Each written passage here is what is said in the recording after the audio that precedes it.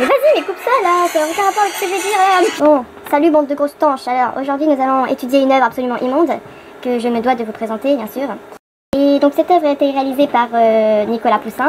Elle s'appelle L'inspiration du poète. Je sais pas pour qui c'est pris. Ça y est, c'est pris pour Shakespeare. Reste à ta place. Elle a été réalisée vers 1630. Les matériaux utilisés, vu que c'était un gros porc, qu'est-ce qu'il a fait? Il a utilisé sa bave. Elle est actuellement dans une poubelle, clairement. Personne n'en a voulu, hein. C'est logique. Regardez cet état. On va parler un peu de l'auteur, parce que je pense que c'est important. Alors, il est né dans l'œuf de Calimero pendant la préhistoire, et il est mort dévoré par un Tataouina hannibalis, qui était un carnivore. Et c'est faux, c'est complètement faux, c'est pas vrai, c'était juste mon plaisir, désolé. Alors c'est bon, on a le droit de rigoler, là, un petit peu. On a trouvé son œuvre dans la plus grande profondité d'une grotte, donc en plus de ça, il jouait à cache-cache le petit. Bah t'es, on a trouvé ton œuvre. La composition, l'organisation, bah clairement, il y en a trop. On voit que c'est trop garni, voilà, c'est absolument immonde. Les formes, les couleurs, les volumes, c'est joli, mais est mis en évidence par le gras des personnages. Les petits, ils sont quand même enrobés, hein, faut le dire.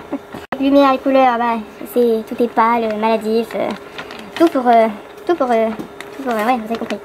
Nous allons passer à la description iconographique, hein. Je l'éduis, hein. Alors, nous avons dans cette œuvre deux bébés. Alors, il y en a un, je sais pas ce qu'il fait, je vois Believe and Can Fly. Et il croit qu'il peut voler maintenant, je sais pas qui c'est qui a dit ça, mais bon, faut pas les prendre pour des débiles les gamins non plus, faut le dire la vérité, ça y est, un petit se met tout nu, il a cru quoi lui. Ça. Donc ensuite on a un autre bébé qui se tient, qui fait la pose là, il se croit beau, il tient une sorte de cerceau, je sais pas. Le personnage central qui est censé représenter la virilité, tout ça. Sauf que il représente le contraire, un gamin de 6 ans qui, qu'est-ce qu'il fait, rien à faire de sa vie le pauvre, donc qu'est-ce qu'il fait lui, il compte des fourmis, ça l'amuse, t'es content. Et en plus, vu que c'est un gros flemmard, qu'est-ce qu'il fait, il utilise une lyre pour porter son bras, bah t'es pas fini celui-là.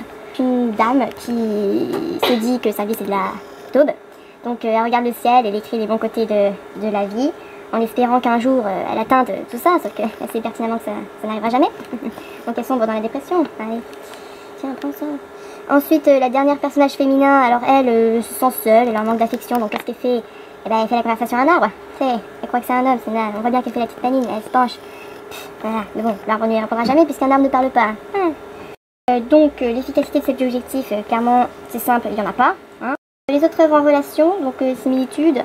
Alors nous avons trouvé une autre œuvre qui s'appelle L'inspiration d'Annie Cléon. Il reprend son inspiration, le mec il n'a aucune originalité quoi, il va te coucher. Donc là on revoit les deux bébés, mais bon il y en a rajouté 3 pour rendre le truc encore plus laid. Et le même personnage masculin au milieu qui cette fois-ci a décidé de passer à l'acte. Il essaye de séduire, sauf que je pense qu'elle est un peu... Elle doit être un peu choquée de voir tout ça, enfin bon... Voilà. Et donc ensuite, le point de vue personnel sur l'œuvre, eh bien clairement, je vais pas vous le dire, parce que j'ai pas que ça à faire. Donc ce que vous allez faire, c'est que vous allez me rédiger tout ce que j'ai dit, puis votre point personnel demain, sous une réaction de 5 pages.